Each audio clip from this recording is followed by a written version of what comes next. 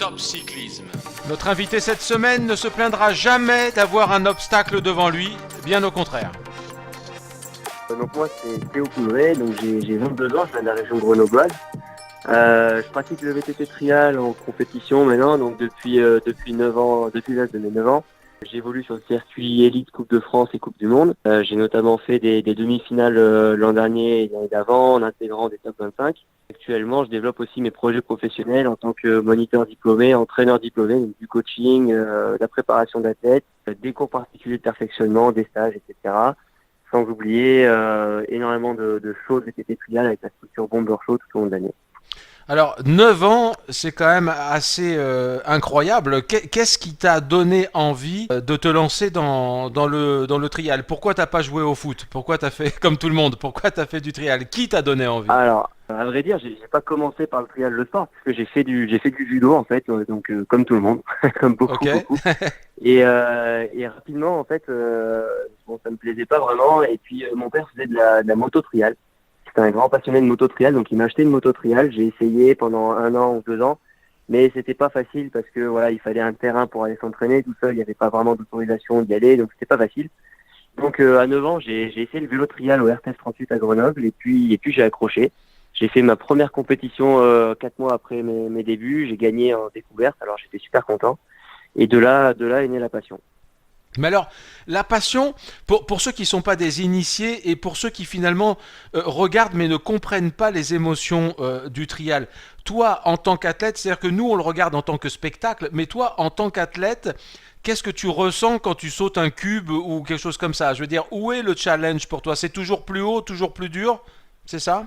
C'est le challenge, il est de chercher à repousser ses limites, à repousser ses records sur une hauteur de marche, à arriver à monter plus gros, à rouler sur quelque chose de plus en plus fin, à tenir le plus longtemps sur une zone, à résister à la fatigue en plein milieu d'une zone. Ça va enchaîner de plus en plus d'obstacles. C'est dur à décrire, mais c'est l'envie d'y retourner. C'est ça pour moi la passion en trial. C'est vraiment l'envie de se battre, de continuer, de toujours retourner à l'attaque sur un rocher qui nous résiste. C'est tout ça. Alors, quelle est la partie jouée par le physique et celle par la technique? En pourcentage, tu donnerais quoi? Alors moi, je dirais qu'il y a plus de technique de physique quand même, parce que c'est un sport qui nécessite vraiment toute la concentration et le maximum d'implication dans sa technique. Néanmoins, le physique, c'est super important forcément parce qu'il faut de l'explosivité, il faut de la résistance aussi quand on fait de la compétition pour enchaîner plusieurs obstacles dans une zone, pour enchaîner plusieurs zones sur une course. Et donc, je répartirais 60% de technique et 40% de physique. Même si c'est assez subjectif parce que quand même, dans le physique, on travaille aussi tous les jours à la musculation pour être plus fort, plus résistant, etc. Ben, c'est la question que j'allais te poser. Comment Théo Poudret s'entraîne? Ça ressemble à quoi une semaine d'entraînement pour toi? Qu'est-ce qu'il y a? Il y a de la muscu, il y a du vélo de route, il y a de la technique. Explique-nous. Alors mes entraînements, ils sont assez variés. Alors forcément, il y a énormément de trial en variant les méthodes d'entraînement. Ça varie en fonction des périodes aussi dans l'année. Je vais pas m'entraîner de la même manière en plein hiver qu'en pleine saison. Donc voilà. Après, sur une semaine, on va répartir, disons, 4 à 5 entraînements de vélo trial suivant la période. Des entraînements de musculation à raison de 3 séances de musculation, plus des séances de gainage et des séances après plus endurance avec du VTT. Je fais énormément d'enduro.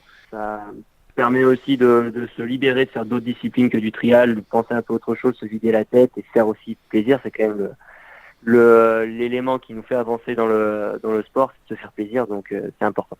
Est-ce qu'il y a un physique requis pour faire du trial? Par exemple, pour être jockey, bon, bah, il faut être très léger. Est-ce que c'est le cas aussi dans le trial? Parce que quand on regarde ton gabarit plutôt longiligne et qu'on le compare avec certains autres trialistes, on a l'impression d'avoir justement des physionomies différentes. Je pense pas qu'il y ait vraiment de physique pour un trialiste. Il y a beaucoup de différences. On a dans une même catégorie, dans un même top 10, on peut avoir des pilotes qui sont très fins et pas très lourds en termes de masse. à côté de gabarits beaucoup plus musclés, beaucoup plus lourds. Et en fait, c'est leur technique qui va varier et c'est la technique qui va entrer en jeu dans leur classement, dans leur façon de rouler, dans leur façon stratégique d'aborder les zones. Donc il n'y a pas vraiment de physique pour moi, même si forcément à un moment il faut prendre un peu de la masse musculaire pour prendre de la puissance. Mais on peut compenser quand même par de la technique assez généralement. Alors Théo, dis-moi si je me trompe, mais quand je regarde ce que tu postes sur les réseaux sociaux, j'écoute la façon dont tu t'exprimes, il y a une forme d'humilité, de modestie. On a la sensation que t'es pas un méchant. Est-ce qu'il faut être méchant pour aller plus loin en trial? Et toi, où te vois-tu arriver?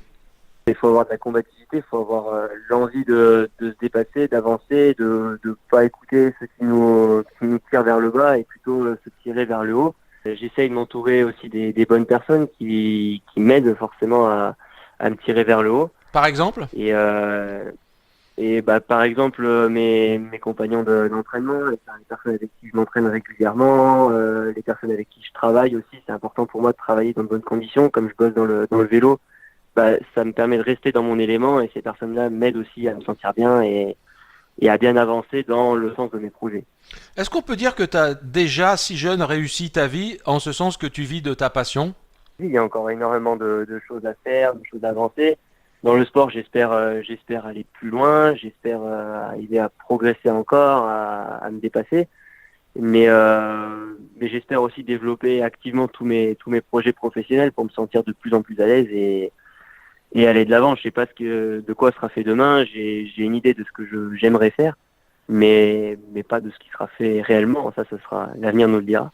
Alors, est-ce que tu veux toi aussi devenir producteur de show comme un autre trialiste français bien connu? Justement, ce playlist bien connu, j'imagine que tu parles d'Aurélien Fontenoy. Donc, Oui. producteur de show, pour l'instant, c'est pas mon, comment dire. En fait, je travaille pour le Bomber Show. Mon job, il est non seulement de rouler sur les démonstrations, mais aussi de les trouver, de les démarcher, de les gérer.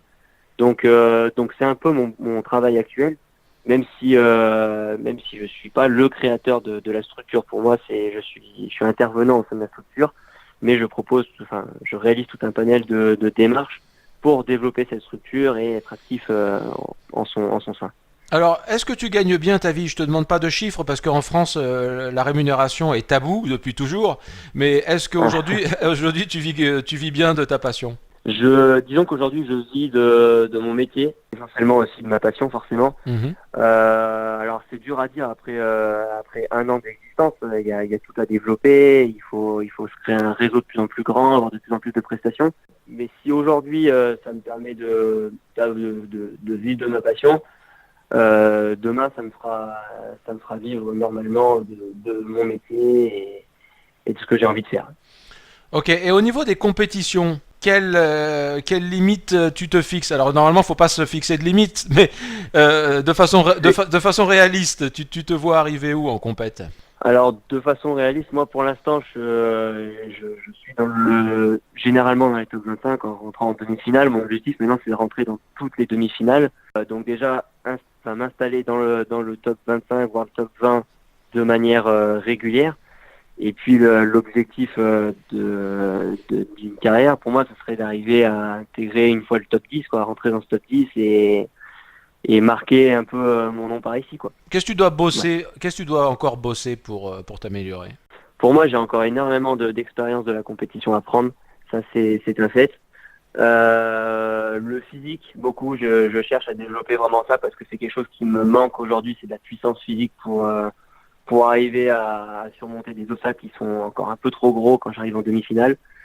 Donc dépasser ce niveau-là physiquement et puis toujours la technique, je pense qu'il n'y a pas vraiment de limite technique, on peut toujours repousser ce niveau-là et donc forcément c'est constamment quelque chose à travailler et à repousser. Est-ce que le trial ne doit pas beaucoup aux réseaux sociaux? Parce que depuis qu'on peut montrer ses performances sur Instagram, YouTube et Facebook, on a l'impression que la discipline décolle davantage.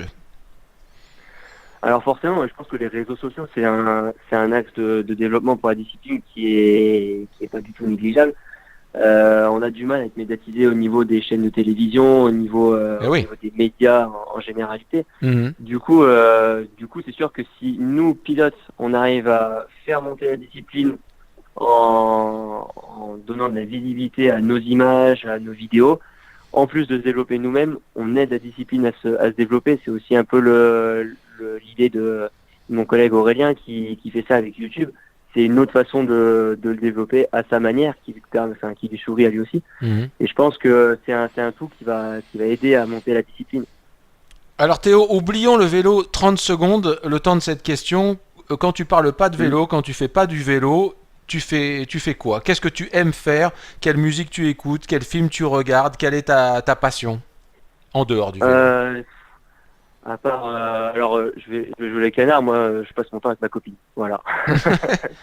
C'est une C'est bonne occupation. c'est- c'est une bonne occupation. Non, non. Après, je passe énormément de temps avec la famille. J'aime beaucoup, voilà, profiter des activités. L'hiver, je fais pas mal de ski. J'aime beaucoup ça. Habitant à Grenoble, c'est vrai que j'ai beaucoup l'occasion d'aller passer une petite journée en pleine semaine, profiter des dernières chutes de neige, pardon. Voilà. Après, je regarde beaucoup de séries le soir. Voilà, on a me coucher. J'ai l'habitude de regarder quelques séries.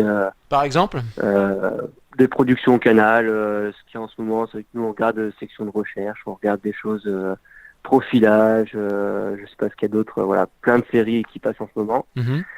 Voilà, j'aime bien aller au cinéma aussi, j'ai l'occasion d'aller voir pas mal de films au cinéma, donc ça occupe aussi, voilà, toutes sortes de choses. D'accord, très bien. Alors on va terminer avec la question rituelle sur les pneumatiques que tu utilises.